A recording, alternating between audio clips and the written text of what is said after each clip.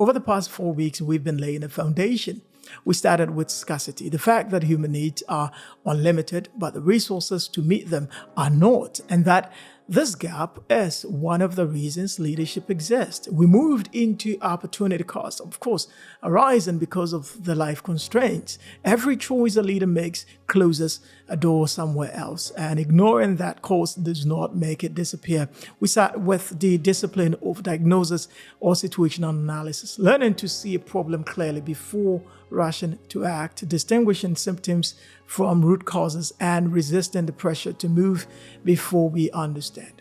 Last episode, we turned to human behavior, why rational individuals, each acting in their own interest, can produce outcomes that harm everyone, and why the systems we build shape the choices and actions of people. So the question this week is practical. What do leaders and entrepreneurs actually use to create solutions? We call these the factors of production. Every solution ever built anywhere in the world required some combination of 4 inputs. We talk about land, labor, capital, and technology. No exceptions. Whether we are talking about a hospital in Tamale or a tech startup in Silicon Valley or a school feeding program in Kigali or an AI data center in Ohio, these 4 inputs make it possible.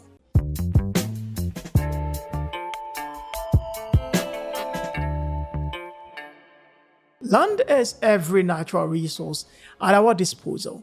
Soil, water, minerals, physical space. Think about the young woman in Northern region who wants to start a share butter business. Before she does anything else, she needs access to share trees and a place to process the nut. Every solution begins somewhere physical. Labor is human effort, but not all labor is the same.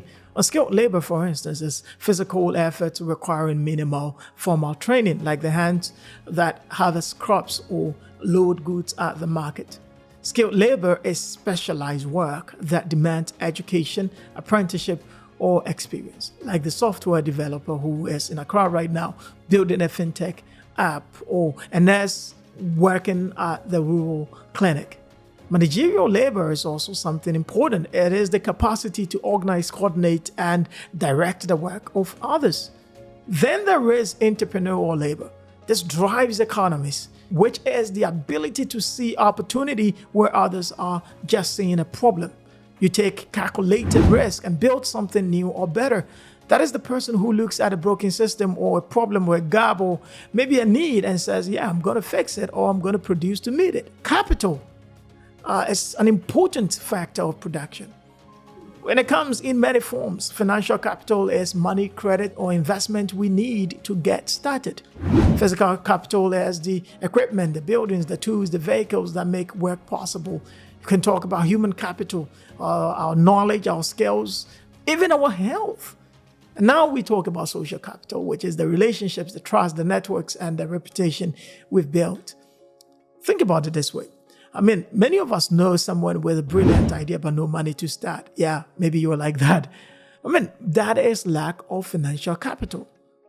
We also know someone with money but no real relationships. That's a person who is also going to struggle too. A leader or entrepreneur who has money but no relationships will stall. And one with relationships but no money will also stall. Effective leaders and entrepreneurs learn to build and combine multiple forms of capital. Technology is the multiplier. Technology multiplies everything. A farmer with a hoe, for instance, feeds a family. But a farmer with irrigation and data feeds a community. A teacher with a blackboard will probably reach about 30 students. But a teacher with a digital platform reaches 3,000 or more.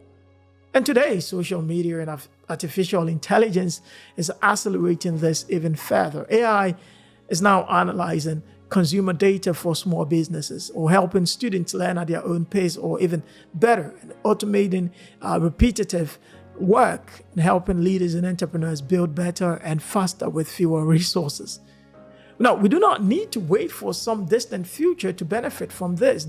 These tools are here now. Technology does not replace leadership. It expands what leaders and entrepreneurs can produce. So if you're not building something, maybe you want to start now. But not everyone starts with the same tools. Knowing the 4 factors of production is one thing, but the harder truth is that none of us start with the same amount of that.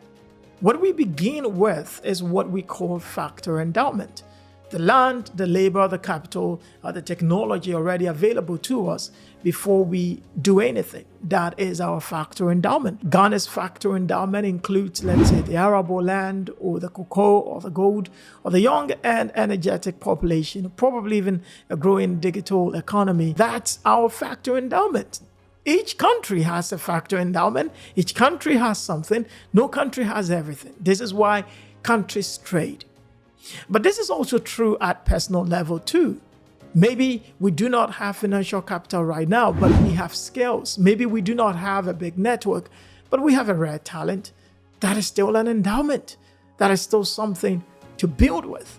So the question is, what do we do with what we have?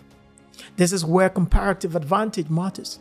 It is not about being the best at everything. No, it is about focusing on what we can produce at the lowest opportunity cost relative to others. Wise leaders and entrepreneurs audit what they have, identify where their advantage lies, and concentrate their factors of production there. They trade for the rest, or they partner for the rest. They do not wish scarcity away. They specialize to make the most out of their factor endowment. Now, what's the goal? Minimize cost, maximize productivity. That is the goal.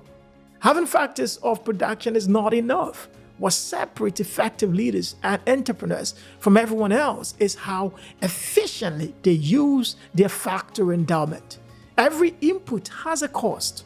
Land costs money or assets, labor costs wages, training and time, capital costs interest, maintenance, or years of perhaps relationship building. Technology costs investment and learning. The goal is always to get the most output from the least input. That is productivity. Productivity is not greed, it is stewardship.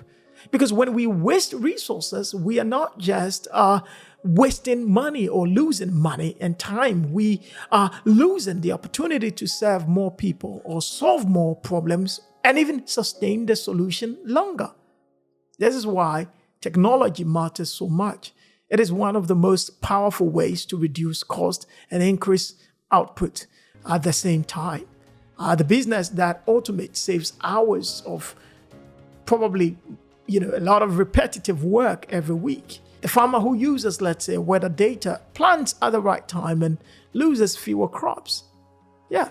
Now AI takes this even further by helping us to do in minutes what used to take days and take more people to do. Minimizing cost and maximizing productivity is not just a business principle. It applies to every environment where leaders and entrepreneurs operate. The factors of production are always limited, no matter where you go. So the question is never just what we produce, but how efficient we produce it. So once we know what we can produce, the next question is, who should we produce for? Because producing something doesn't mean people will want it or buy it or even like it. Every solution has a product, which is what is actually being offered, and a benefit, which is the value it delivers to the person receiving it. So let's say a clinic, for instance, is a product. It's offering better health for a family, and that is the benefit. Understanding the benefit leads us to the question of demand, which is when want is backed by purchasing power, not just when there is a want, but when the want is backed by purchasing power. It means, well, do the people want it? And 2, can they afford it? Are they willing to pay for it?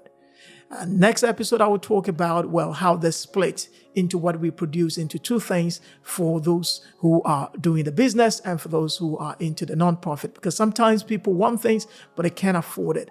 And nonprofits are equally important as those who are also doing what they're doing for profit. But we'll talk about that in the next episode.